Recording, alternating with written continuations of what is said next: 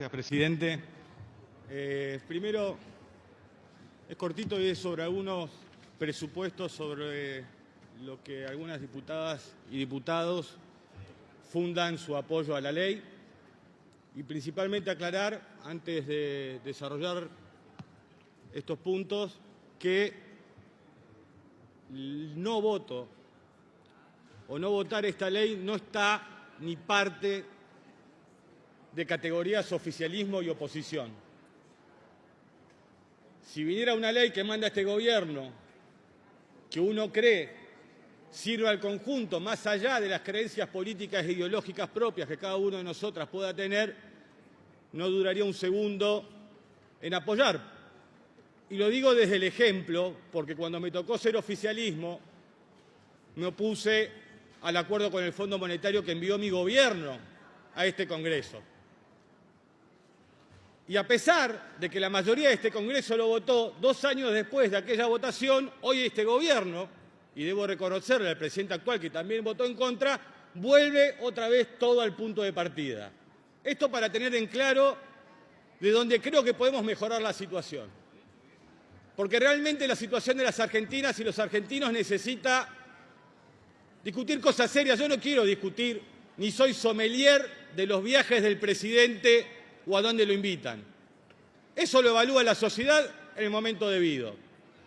Tampoco me parece que sea motivo de discusión cuánto quiere a sus mascotas, más cuando la mayoría de las argentinas y los argentinos quieren a sus mascotas. Lógico. Pero sí creo que hay puntos dentro de esta ley que son centrales. Es verdad que esta ley contiene cercenamientos de derechos laborales. Deberá entonces hoy la oposición pensar cómo construye un 2027 para recuperar esos derechos.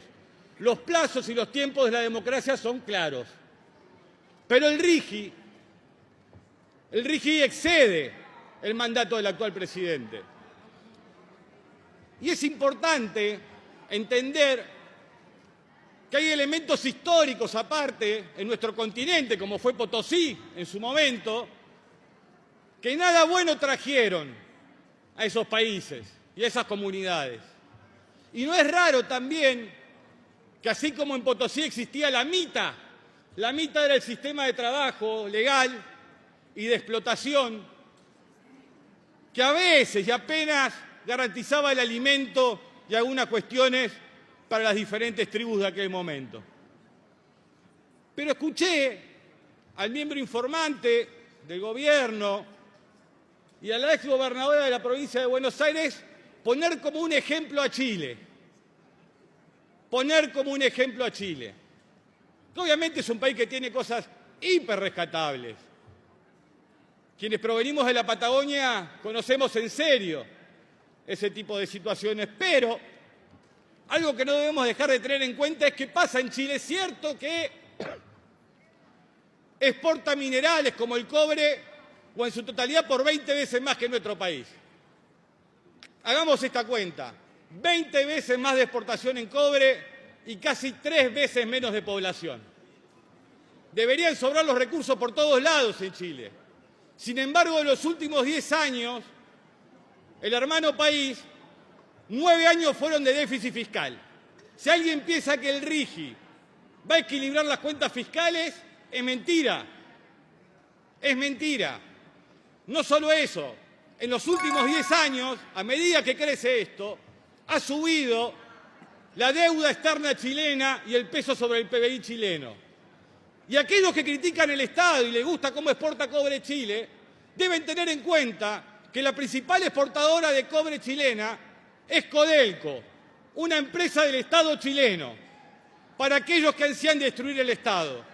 Esa misma empresa, desde el año 58 al 16, financió sus Fuerzas Armadas, porque acá escucho mucho hablar de las Fuerzas Armadas a la hora de querer reprimir a la gente y de diferentes tipos de situaciones, pero no cuando hay que capacitarla para que no se tiren cal entre ellos, para darle los elementos tecnológicos necesarios para cuidar la soberanía nacional.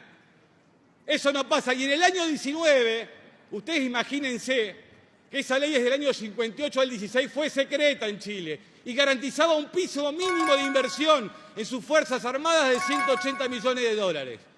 Eso es pensar un país. Uno puede estar más o menos de acuerdo. El RIGI, si mañana este Congreso decidiera financiar sus fuerzas de seguridad para combatir el narco, la trata de personas, o sus Fuerzas Armadas para la custodia de sus fronteras, no lo podríamos hacer por las condiciones fiscales que establece.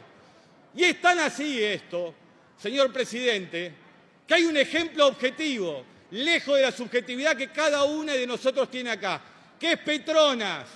Petronas aceptó y firmó un acuerdo con YPF y la República Argentina, que tiene media aprobación de la Cámara de Diputados y está en el Senado, y sin embargo ahora quiere el RIGI nuevo. ¿Qué significa que Petronas quiere el RIGI nuevo? Que las condiciones favorecen a Malasia y a Petronas, y no a la Argentina y a YPF y al pueblo argentino. Esto es indubitable, no es materia de discusión. Y para terminar, señor presidente, y gracias por el tiempo que me da, gracias, creo en la fortaleza espiritual de mi pueblo, creo en su voluntad de trabajo y en su capacidad intelectual. Sé que la suerte está echada.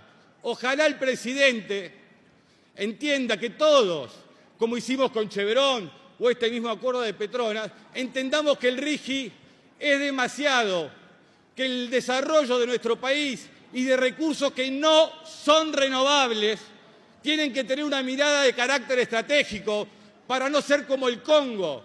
El Congo debe tener algo peor, que el RIGI produce el 80% del coltán del mundo. Sin coltán, los celulares que usamos, las tablets, no estarían.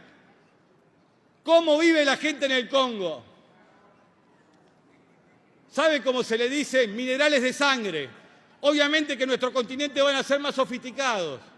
Esas empresas que van a explotar lo que hacen es empujar a los pueblos a divisiones étnicas o políticas, porque en las divisiones del seno del pueblo nace el poder de extracción y de llevarse todo lo que pueden de estas empresas. Quiero que quede claro, porque esto no se trata que nos revolvemos cosas por la cabeza. Tiene que ver con un desarrollo estratégico, con una mirada precisa sobre lo que queremos sobre nuestro país. Nación o patria, como cada uno quiera llamar, no me molesta. Ojalá, señor presidente, usted que tiene acceso al presidente, logre que este RIGI no sea lo que es. Desbasta nuestras comunidades, crea canastas petroleras y mineras y enormes desigualdades en nuestros pueblos. Eso es lo que termina sucediendo. Todavía, a la hora de reglamentar esta ley, el presidente tendrá la oportunidad de corregir lo que es un craso error en el tiempo y que excede largamente el mandato que le confirió el pueblo argentino, porque ¿sabe qué? Para mí, militante, que me gusta, que pienso en mi país, ¿saben qué? Cuando vota Cristina, quiero a mi pueblo. Cuando lo vota Macri también, cuando vota Milei también. Así se debe hacer esto. No que hay un pueblo malo cuando me elige y que hay un pueblo bueno si lo hace. ¿Se entiende, señor presidente? Gracias.